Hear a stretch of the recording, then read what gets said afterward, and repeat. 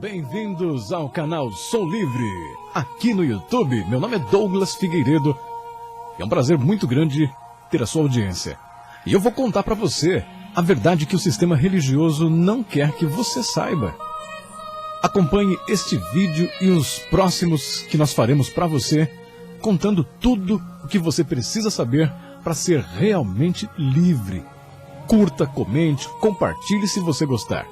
Aproveite também para conhecer a rádio soulivre.com.br. Muita música e informação para você. Prezado amigo, prezado irmão em Cristo, você não está livre como pensou. Pois o lugar onde você pensa que é o lugar onde está Deus, é exatamente o lugar onde os mercadores da fé querem que você esteja. Acredite, você está sendo enganado. É difícil acreditar que mesmo com tanta informação e tecnologia no século XXI, ainda haja tanta gente que se rende aos poderes místicos e à eloquência de charlatães vestidos a caráter com a Bíblia debaixo do braço, que não questionam seu modus operandi. Homens e mulheres que se auto-intitulam ministros, apóstolos, padres, bispos, pastores, reverendos, ou seja lá qual título lhes agradem mais, queiram ser conhecidos e chamados, ditam regras para vocês, regras de vida e conduta, moral e religiosa, afirmando que tudo o que dizem vem da Bíblia. Será mesmo? Acho importante dizer que, infelizmente, o número de pessoas arrebanhadas por causa do medo, culpa e da ganância só aumenta. Porque todos querem resposta para seus medos e culpas e sentem uma necessidade gritante de alguém que lhes dê um norte. Sem nenhum critério ou avaliação de conduta e moral, rendem-se a qualquer um que demonstre ter a autoridade, o dom espiritual da palavra e a fórmula para o sucesso em todas as áreas da vida, principalmente essa.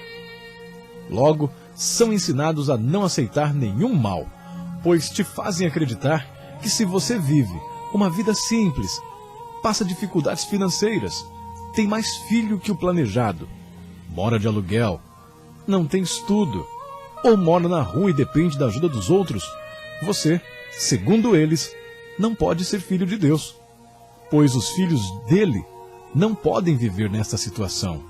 Então, com um belo discurso, te convencem que os que são realmente de Deus têm que ser abençoados nessa terra, ter a aparência transformada, conquistar bens, serem bem-sucedidos para servir de testemunho aos demais. É patético, não? Para não dizer diabólico. Muitos dos que crescem dentro de instituições religiosas são ensinados a servir e obedecer aos interesses de seus líderes. São logo ensinados sobre suas regras, doutrinas e sobre o que se espera, fidelidade e subserviência. Daquele que quer alcançar alguma posição eclesiástica ou notório prestígio, ser um pastor, um pregador, um cantor, um tesoureiro, um missionário, um secretário, etc. Entre seus irmãos, amigos e associados, membros em sua comunidade ou igreja. Não é difícil entender como conseguem convencer seus prosélitos. Uma de suas armas é a formação interna de seus subalternos, através de suas escolas bíblicas, que são meticulosamente preparadas para ensinar seus estatutos e regras com teor e afirmação bíblica, segundo eles, daquilo que se lê em seus livros, que são cuidadosamente manipulados para servir de alicerce para as afirmações de sua instituição. Livros estes que de estudo sério e aprofundado sobre a história da evolução da vida e na Terra não tem nada, mas quase sempre contam as mesmas histórias, sem nenhum conteúdo pré-histórico, científico, físico ou matemático. Mas é claro que esses livros não poderiam ter esse tipo de conteúdo mais avançado, já que a grande maioria dos líderes denominacionais mal concluiu o ensino fundamental ou médio. como poderiam explicar cientificamente qualquer relação do homem com a natureza física ou divina. Não há como mesmo. Para sair pela tangente, afirmam, é pela fé. A fé explica a nossa esperança e confiança, assim como está escrito em aos Hebreus. A fé é o firme fundamento das coisas que se esperam e a prova das coisas que não se veem. Hebreus 11:1. Como contra fatos não há argumentos, e não se pode ignorar que o homem evoluiu na sua busca pelo conhecimento daquilo que não se viu, mas pela fé acreditou ser verdade. Então, por curiosidade pesquisou, estudou e conseguiu em muitos casos comprovar fatos nos rastros históricos deixados como pistas para serem analisados cientificamente se, como ou quando ocorreram. Já outros preferem afirmar: a Bíblia explica a própria Bíblia. Difícil acreditar nisso quando se sabe que a Bíblia que você carrega debaixo do braço ou tem na cabeceira da sua cama não é o que parece. A Bíblia é um conjunto de livros que foram escolhidos por bispos católicos romanos sob as ordens do imperador Constantino, que, por conveniência política e sobre critério próprio, nada de divino, escolheram qual autor, qual texto ou livro deveria ou não fazer parte do livro sagrado. Então, como podemos afirmar que as respostas para todas as perguntas da humanidade não poderiam estar nos demais livros que foram excluídos por conveniência política de Roma e da Igreja Católica para servir ao seu principal propósito, o controle da massa? Pois é, pense duas vezes antes de falar mal de um irmão católico, pois foi por causa dos bispos da igreja dele que hoje você segura esse livro sagrado. Então, estas pessoas, por não terem conhecimento profundo sobre o que ensina, estão limitados a falar repetidamente de personagens bíblicos, decorados, de tanto contar a mesma história.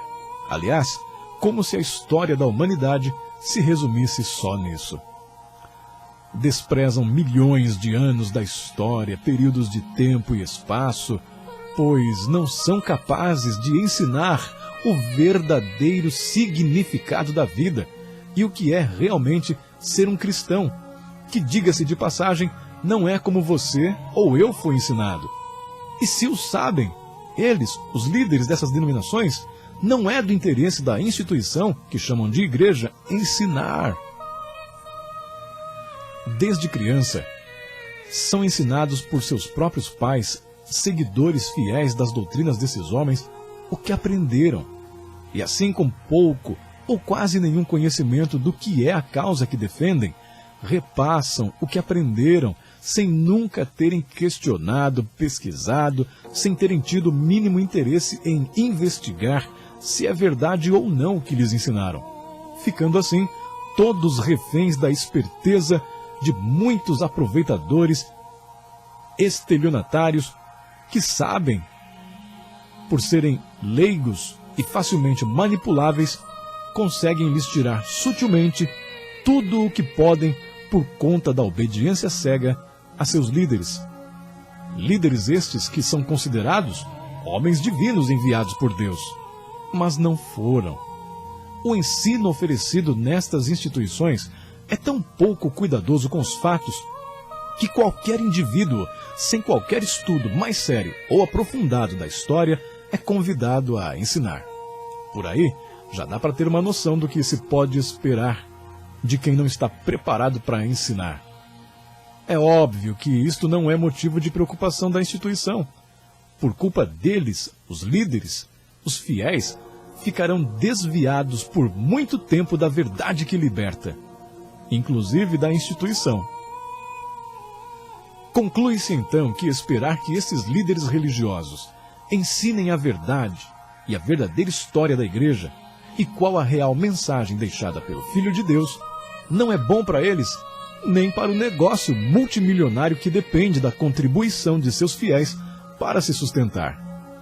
Fiéis estes que sequer podem questioná-los sobre qualquer coisa por medo de faltar com respeito, que dirá sobre o motivo de terem que praticar rituais que não fazem mais parte da nova aliança de Cristo com a sua verdadeira igreja.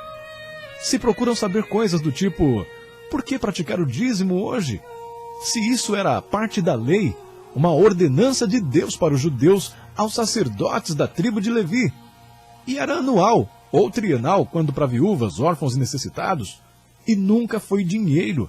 Era das sementes e alguns animais do campo. E já havia dinheiro naquela época. Que os sacerdotes pagaram Judas pela traição a Jesus?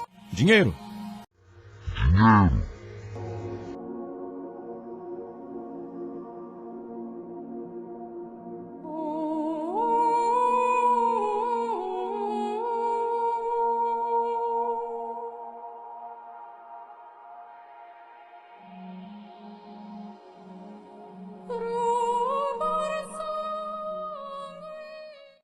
Abraão deu dízimo de despojos de guerra, pois foi um propósito particular para agradar ao rei de Salém, Melquisedeque.